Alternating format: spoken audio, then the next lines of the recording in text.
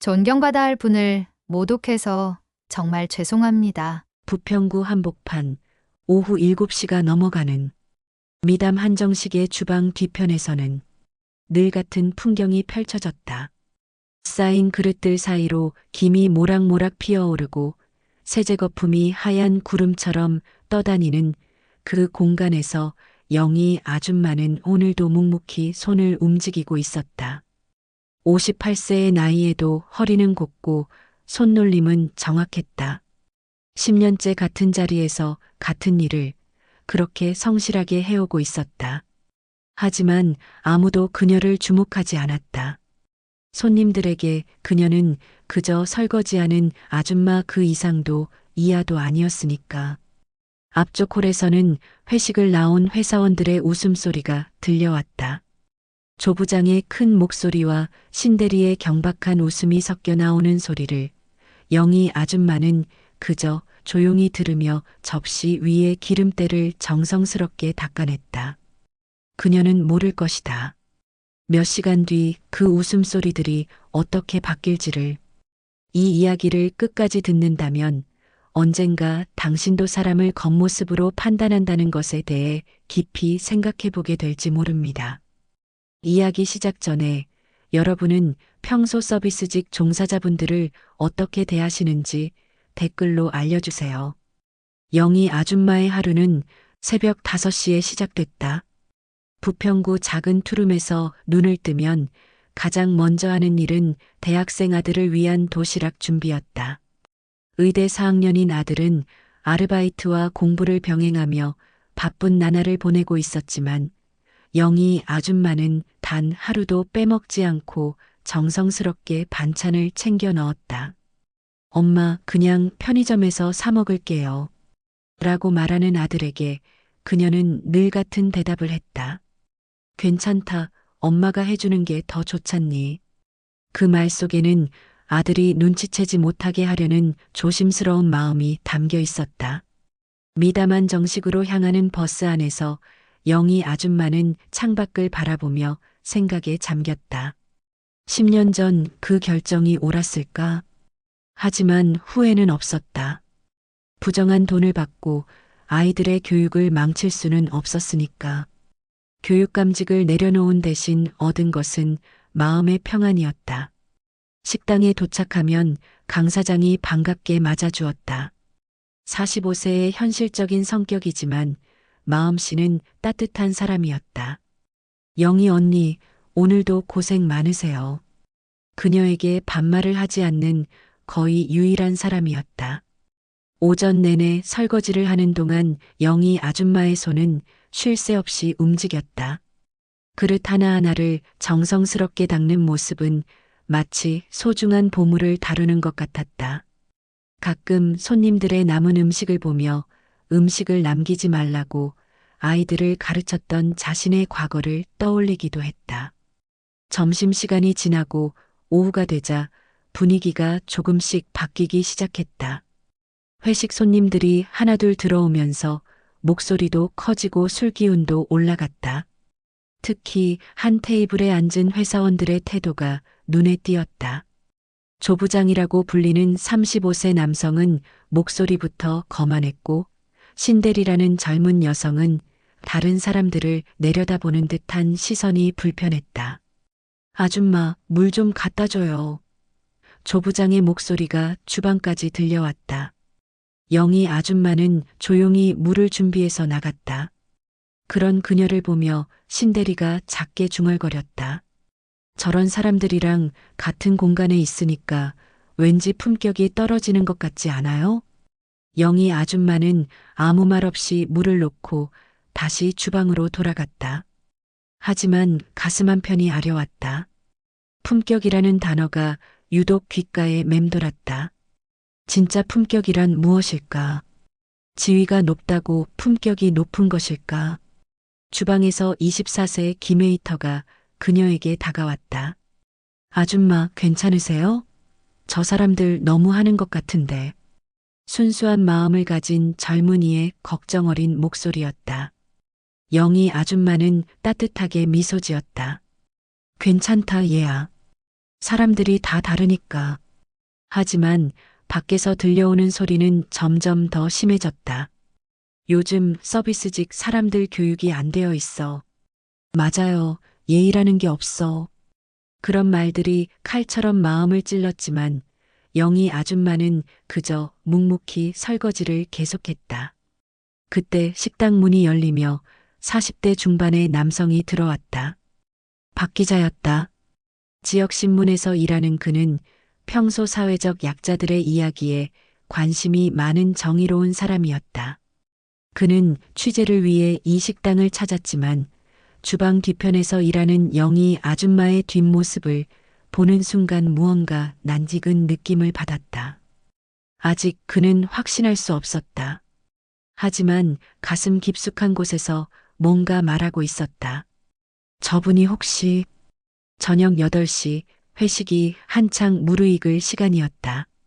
조부장 테이블의 분위기는 술 기운과 함께 점점 더 거칠어지고 있었다. 삼겹살과 된장찌개를 시키고는 이것저것 트집을 잡기 시작했다. 야, 이 반찬 좀 더 가져와 봐. 조부장이 손가락으로 영희 아줌마를 가리키며 말했다. 마치 사람이 아닌 물건을 부르는 듯한 태도였다. 영희 아줌마는 조용히 반찬을 리필해서 가져다 놓았다. 그런 그녀의 모습을 보며 신대리가 킥킥거리며 웃었다. 부장님, 저런 사람들 보면 정말 딱하지 않아요? 나이도 많은데 아직도 설거지나 하고 있고. 신대리의 목소리에는 동정이 아닌 우월감이 묻어 있었다. 저런 사람들은 젊었을 때 공부를 안 했으니까 그런 거죠. 우리랑은 다른 세계 사람들이에요. 조부장이 크게 웃으며 맞장구를 쳤다. 맞아, 맞아. 요즘 젊은 애들은 다 대학 가고 그러는데 저런 사람들은 평생 그런 일만 하는 거지. 뭐, 그것도 나름 사회에 필요한 일이긴 하지만. 그 말 끝에 담긴 비하의 뉘앙스는 주방까지 선명하게 들려왔다. 영희 아줌마의 손이 잠시 멈췄다. 젊었을 때 공부를 안 했다고. 가슴 깊숙한 곳에서 무언가가 쓰라렸지만 그녀는 다시 설거지를 계속했다. 김웨이터가 분한 표정으로 다가왔다. 아줌마, 저 사람들 너무 심한 것 같아요. 제가 가서 한마디 할까요? 하지만 영희 아줌마는 고개를 저었다. 괜찮다, 얘야. 그냥 내버려둬. 상황은 더욱 악화됐다. 신대리가 화장실을 다녀오는 길에 주방 앞을 지나치며 일부러 큰 소리로 말했다. 진짜 이런 곳에서 밥 먹으니까 기분이 이상해져요. 좀 더 고급스러운 곳에서 먹을 걸 그랬나 봐요. 그 순간 영희 아줌마가 들고 있던 그릇이 살짝 떨렸다. 40년 넘게 교육 현장에서 아이들을 가르치며 품격이란 무엇인지, 인간의 존엄성이란 무엇인지 누구보다 잘 알고 있는 그녀였다. 하지만 지금 그녀는 그저 설거지하는 아줌마일 뿐이었다. 조부장이 술에 취해 목소리가 더욱 커졌다. 요즘 이런 서민들 보면 말이야, 삶의 질이 너무 떨어져. 우리처럼 교육받은 사람들과는 차원이 다르다고. 그는 영희 아줌마가 지나가는 모습을 보며 손짓했다. 저기 봐, 걸음걸이부터가 다르잖아. 품이라는 게 없어. 그 말을 들은 순간 영희 아줌마의 걸음이 잠시 흔들렸다. 품위. 교육감 시절 늘 강조했던 그 단어였다. 아이들에게 항상 말했었다. 진정한 품위는 다른 사람을 존중하는 마음에서 나온다고. 다른 테이블 손님들도 하나둘 그들의 대화에 귀 기울이기 시작했다. 어떤 이는 고개를 끄덕이며 동조하는 듯했고 어떤 이는 불편한 기색을 보였다. 하지만 아무도 나서서 말리지는 않았다. 박 기자는 자신의 테이블에서 그 모든 상황을 지켜보고 있었다. 점점 더 확신이 들었다. 주방에서 일하는 그 여성의 뒷모습, 고든 자세, 그리고 모든 것을 참아내는 품격 있는 모습. 10년 전 신문에서 본 한 교육감의 모습과 너무도 닮아 있었다. 영희 아줌마는 마지막 그릇을 닦으며 깊은 숨을 내쉬었다. 오늘도 하루가 거의 끝나가고 있었다. 내일도 모레도 이런 일들이 반복될 것이었다. 하지만 그녀는 알고 있었다. 모든 일에는 의미가 있고 모든 사람에게는 존중받을 권리가 있다는 것을. 그때 박 기자가 천천히 자리에서 일어났다. 그의 마음속에서는 이미 결심이 서 있었다. 더 이상 가만히 있을 수 없었다. 박 기자의 발걸음이 조부장 테이블을 향해 천천히 다가갔다.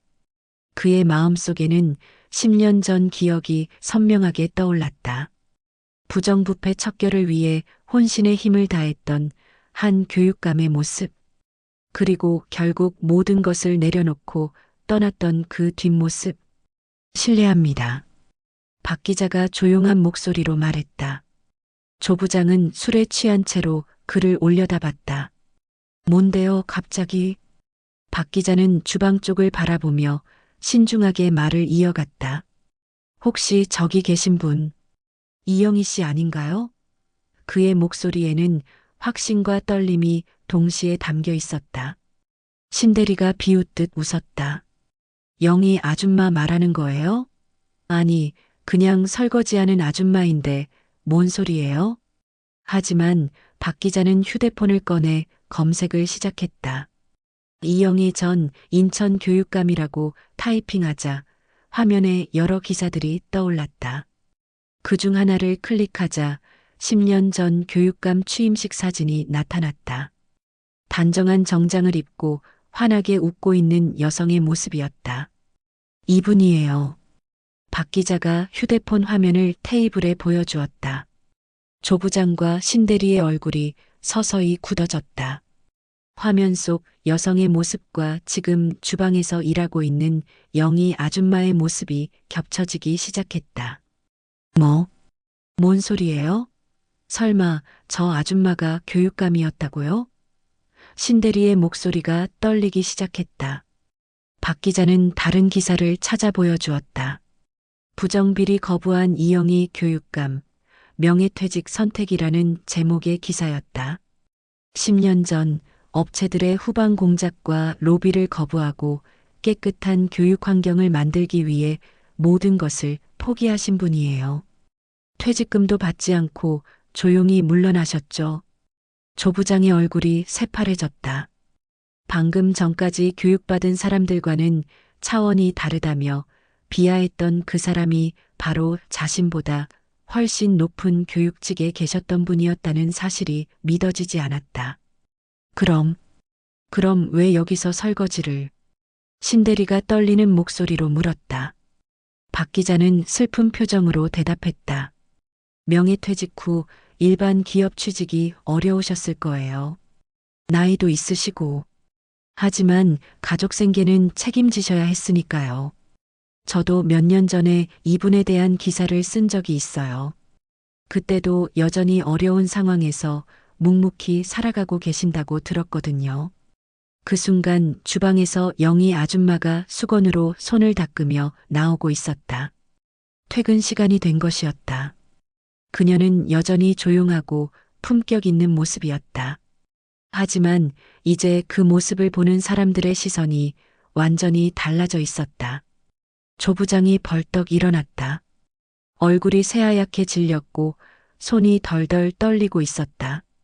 방금 전까지 품위가 없다며 조롱했던 바로 그분이 자신보다 수십 배 높은 지위에 계셨고 무엇보다 청렴하고 올바른 신념을 위해 모든 것을 포기하신 분이었다는 사실이 충격으로 다가왔다. 신대리는 손으로 입을 막고 있었다. 우리가 뭘 한 거죠? 그녀의 목소리는 거의 속삭임에 가까웠다. 평소 가장 중요하게 생각했던 스펙과 학벌에서 자신들이 영희 아줌마에게 한참 밀린다는 사실이 받아들여지지 않았다. 다른 테이블 손님들도 웅성거리기 시작했다.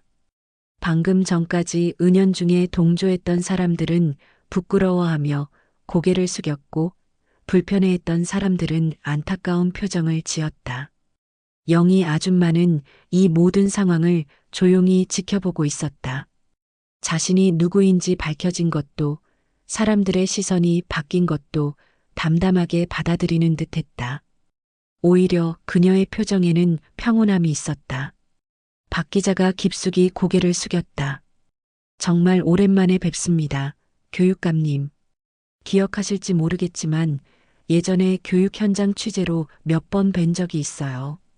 영희 아줌마는 잔잔한 미소를 지었다. 기자님, 안녕하세요. 그때 좋은 기사 많이 써주셔서 감사했어요.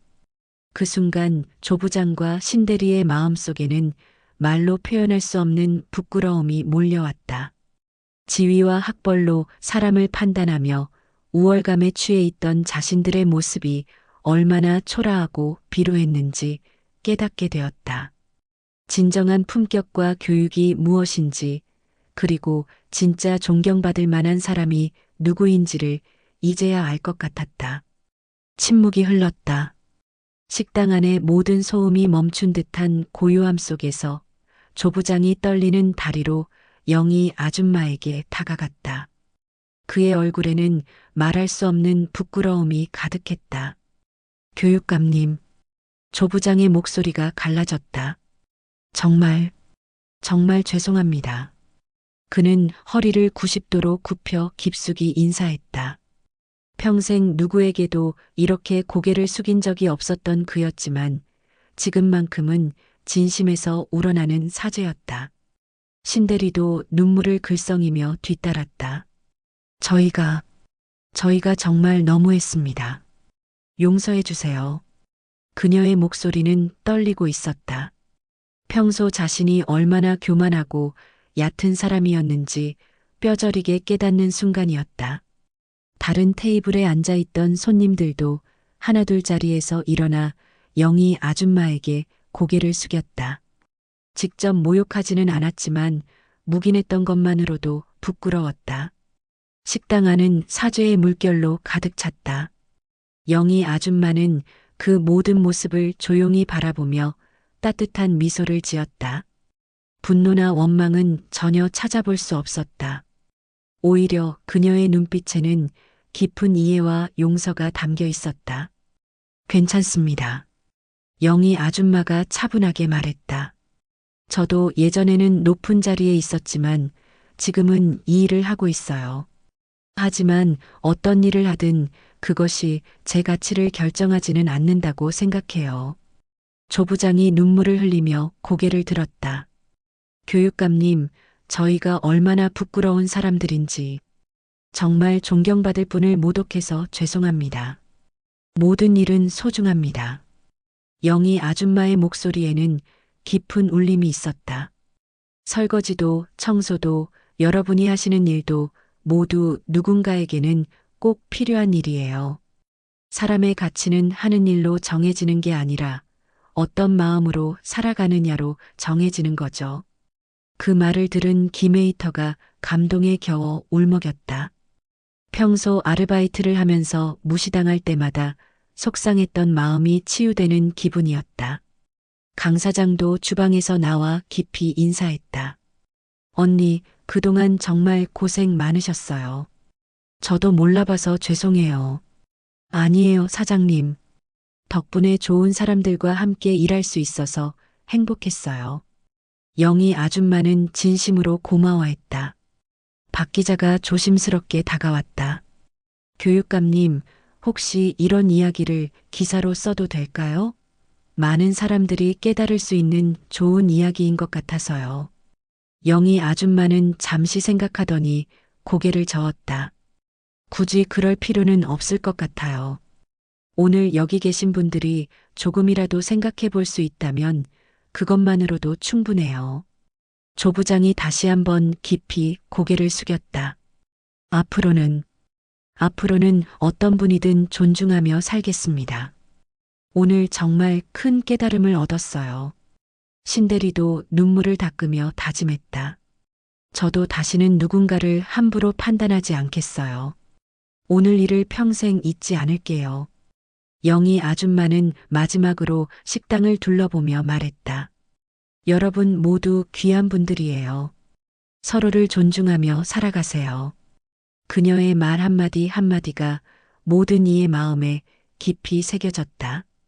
해가 완전히 진 저녁, 영희 아줌마는 평소와 다름없이 조용히 식당을 나섰다. 하지만 그녀를 바라보는 모든 이의 시선에는 진심 어린 존경이 담겨 있었다. 진정한 교육은 교실에서만 이루어지는 것이 아니었다. 오늘 이 작은 식당에서 한 사람의 품격 있는 삶이 많은 이들에게 가장 값진 교훈을 남겼다. 긴 이야기 함께 해주셔서 감사합니다. 혹시 여러분도 이런 경험 있으신가요? 누군가를 겉모습이나 직업으로 성급하게 판단했던 순간 말이에요. 아니면 반대로 다른 사람들의 편견 어린 시선을 받았던 기억은 없으신가요? 영희 아줌마처럼 묵묵히 자신의 자리에서 최선을 다하는 분들이 우리 주변에 얼마나 많을까요? 식당에서 청소하시는 분들, 택배 기사님들, 마트 직원분들, 그분들 한 분 한 분에게도 각자의 이야기와 존중받을 이유가 있을 거예요.